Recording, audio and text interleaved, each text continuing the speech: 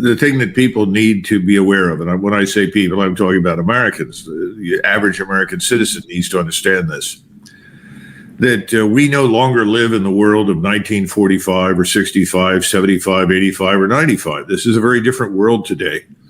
And countries that previously lagged far behind us have not only caught up with us, but in many respects surpassed us. And that's not just a function of the economy, it's technology, it's ways of doing business and so forth.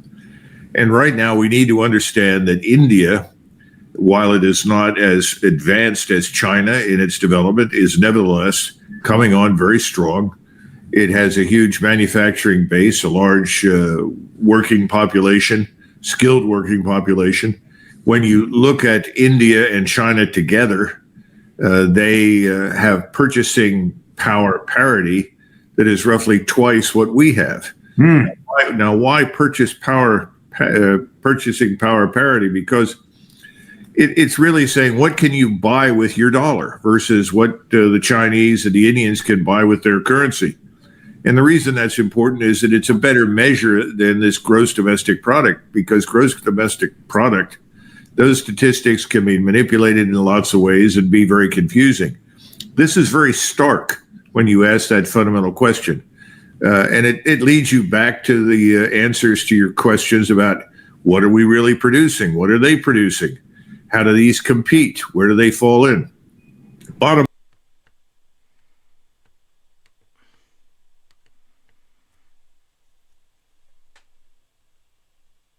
So, hello everybody. It is about 6 p.m. on the Friday the 19th. Here in East Tennessee. So we'll start out. That was Douglas Macgregor, Colonel Macgregor on Judging Freedom. And I played that clip because it's what I've been saying for a year to 2 years, for as long as I've been doing videos and other discussions. The key is, he is absolutely right. He nails it. GDP and price parity. That is what matters. Let's take apart the GDP formula, he says. Government spending is part of the GDP. But where did the money come from? They took it from the private sector, put it into the public sector. It's just transferred. Nothing has been created. So they're double dipping in that number, for example, in the GDP. The other thing that's key is price parity. That's what matters. And when this is what people don't understand. Oh, Russia only spends $250 billion in their military budget compared to the United States. It spends $1 trillion. Okay. But that's not what matters. They're just doing a simple conversion. Okay. They're just doing a simple conversion. Okay. So basically what happens is it's what it buys. If the Russians can buy 4 more tanks in that conversion rate, right? Versus America with that 1 tank, what does it matter? Because their currency within their own nation purchases more. That's exactly what Tucker Carlson was talking about with when he went to Moscow at shopping. He's like, wow, this would be $400 in the United States. This would be $100. So it's not an equal conversion. So if you go like into the food store, for example, in Russia, and you go, well, if it's $5 here, then it's going to be 500 rubles there. But it's not. It's 200 rubles. So it's it's not the same thing. Okay? Their currency domestically, and that's because they produce more. They have less debt. So those are the things that matter. And the other thing that he's touching on, okay, and it is the price parity and the GDP formula, why I'm really bringing this up, but that is true. When you take what they buy and you add it together, they're blowing out the United States out of the water, and forget about Europe. So I really want to share that because he absolutely hit a home run. And that is exactly what matters. You cannot look at a country and compare their GDP to the one-on-one. What does their currency buy there? It's like even if you move in the United States, you make 200 grand in the metro area of New York, you make 150 grand, let's say where I live in Tennessee. You're netting more in Tennessee because your dollar goes more. And that's within the same country. But it's the same thing with internationally. The exchange rate is only based upon how the demand and supply works between individual currencies.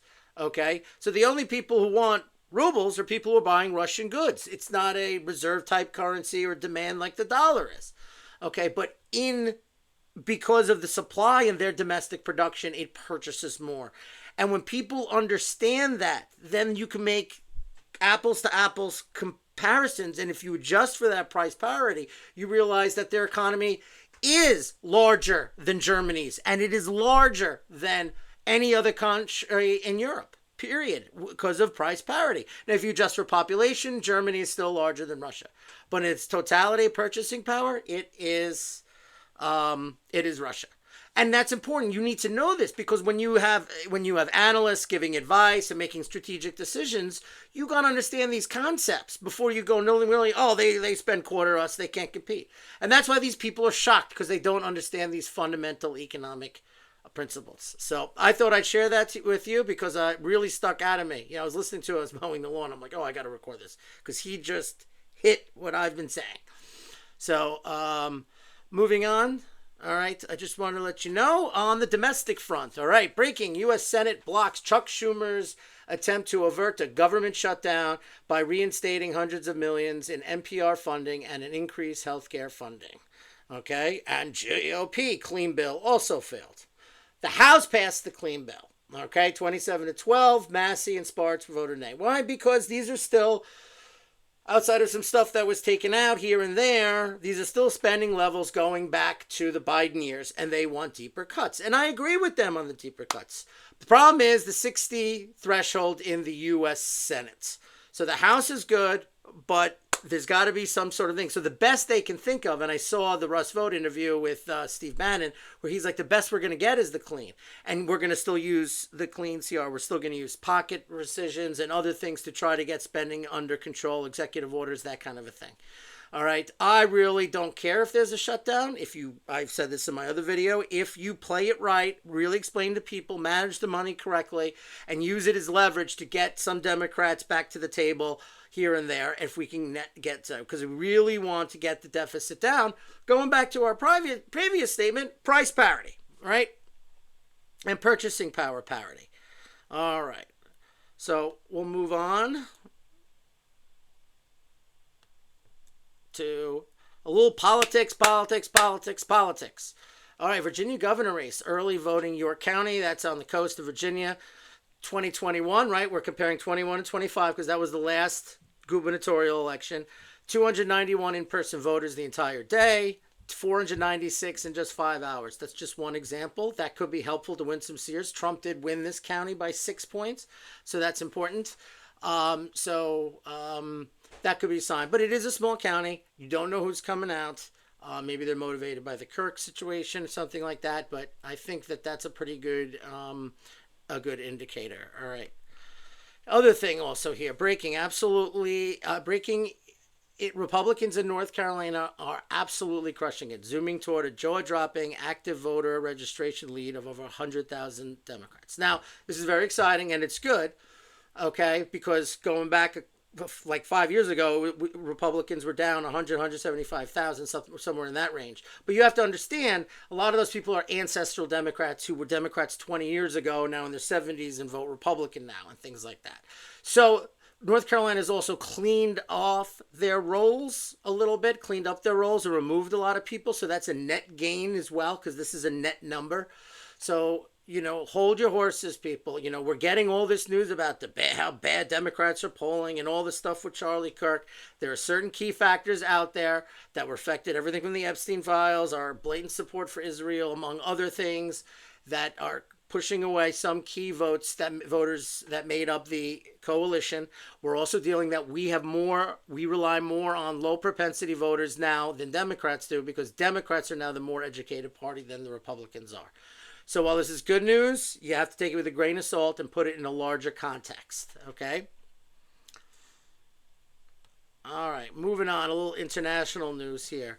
Poland urges EU to end Russian oil imports by 2026, citing geopolitical risks. Okay, this is Poland scared, the whole drone nonsense story that can't even reach from there. It was probably electronic warfare and everything. Who's going to shoot 4 useless drones with unarmed to threaten war with NATO when Russia has been doing everything to avoid Russia or whatever? So the whole thing's ridiculous. It's about drumming up the war spending, the military industrial complex, and putting pressure also this is also Poland putting pressure on Russia, I'm sorry, on Slovakia and Hungary, who still rely on those Russian imports. And in part with the Trump administration trying to put pressure on India, which is ridiculous because it's contradictory to China. And all we're doing is pushing India towards Russia and China. All right. And here we go. Slovakia, Hungary resist Trump's bid to halt energy. Yes, they should resist it. They get it. They're landlocked countries. They'd have to build the infrastructure to replace the Russian oil. You need different refineries because it's a different type of oil. They would have to get it by ships to the Adriatic coast of Croatia, then haul it either by rail system or by trucks, making it much more expensive. Not to mention, Hungary supplies electricity to Ukraine. So you have a whole intertwining web there. They're still an independent country and should be able to do it. European Union is an economic bloc, or we're supposed to be. And this is the sovereignty of the nations. And this is why you're getting the rise of Orban and FISO and all these political parties in the European Union, which is a good thing. All right. Next, a little Ukraine update. This is in Zaporozhye. So with all the heavy fighting going on Pokrovsk, as Russia makes slow gains, they've been putting on the pressure in Zaporozhye here. This is on the west. Paratroopers have broken through to the south of Stepnogorsk and are storming Primorskoye, advancing on the Zaporozhye front. And that's in the western part of Zaporozhye. Now here on the map on the right, the Russian army has liberated Obranatsno and is storming Berezove, advancing the offensive, the junction of the DPR, Zaporozhye, and Dnipropetrovsk regions. Now, Dnipropetrovsk is where it's northwest of Zaporozhye and southern Donetsk meet. Russia's been making gains in that area, coming up in the north from Zaporozhye and the west from Donetsk, many times under challenge because all the forces of Ukraine are in the Pokrovsk area. So that is a key a bunch of gains. And it also means they're coming kind of behind the Ukrainian lines and could set up other additional cauldrons. So again, and that with the Kupiansk continuing to drive into the city of Kupiansk as well, and other small gains in the Pokrovsk and Konstantinivka area. So that's the update going into the war. And the last thing here, this is a map that Israel proposed basically for Syria. Basically, they keep the Golan Heights. They have access to, but no one else, even though it's a demilitarized zone. That's the light blue. The yellow is completely demilitarized, and the red is a no-fly zone. Okay, which means that they have a corridor to go after Iran, and they secure that complete corridor. Basically, Israel will have de facto whatever. Now you know why they supported the terrorists of ISIS to take down the Assad government, to prevent the Palestinians and Hezbollah from getting support from Iran and other sources, and then turning that corridor into Israeli access to the east and completely having a weak rump state in Syria. So this is where you go. It makes you wonder about the whole Greater Israel project, which they're implementing and using October 7th as the excuse to do that. This is really puts hegemonic power. Maybe it puts pressure on Turkey and and this will, Iran's rebuilding their missile supplies, defense systems, I'm hearing. So who knows when that's going to spark up. But at least Israel is preparing for it, I think so, with this type of situation, and put themselves in a much better defensive and offensive posture. So that's it. I just wanted to do a quick video to wrap up the week. I know that one was a little short, but it got right to the point of Doug Macgregor, the CR. You know where I stand on that, as well as the everything going in Europe. We have still turmoil in France with the government. Is there going to be a snap election or not? We'll follow that. Upcoming Dutch elections are coming. We have the Supreme Court case coming up with the tariffs. We'll keep an eye on that. Also, the Ukrainian front. I'm always following that. Updates. So a lot going on, and we'll be keeping track. I already did my piece on the Charlie Kirk thing in my last video, so we'll see what happens. We know Trump also made the fees for H-1B visas from $1,000 to $100,000. That'll deter, because people are like, oh my God, that's 2 years' salary now. So the amount of money I'm saving for doing that, for replacing an American worker with a foreign worker, is not worth it anymore. And that's good deterrence that you can do. And that's something he can control over without changing the whole entire program. I wish they would just get rid of the whole program. And it's very specific job oriented. There is not an American who can do this versus, yes, there's plenty of Americans who can do it, but an Indian will do it a lot cheaper. That's insane. That is bad for the working class. That is bad for long-term economic health of a nation. Okay. And of course we know about Antifa, and I heard others are coming right down the pike as well, being a terrorist organization. So that's my brief for end of the week. I'll probably put out a video, maybe I'll do it Monday or Tuesday, depending on what happens on the weekend, but I've been kind of doing Tuesday and Friday. So that's that. I'll be posting on my X, which is at Patriot Planner 1, and on my Getter at Patriot Planner. All right. Thank you, everybody. Have a great weekend. And if you like this video, which I hope you did, please follow, like, and share. Thank you very much.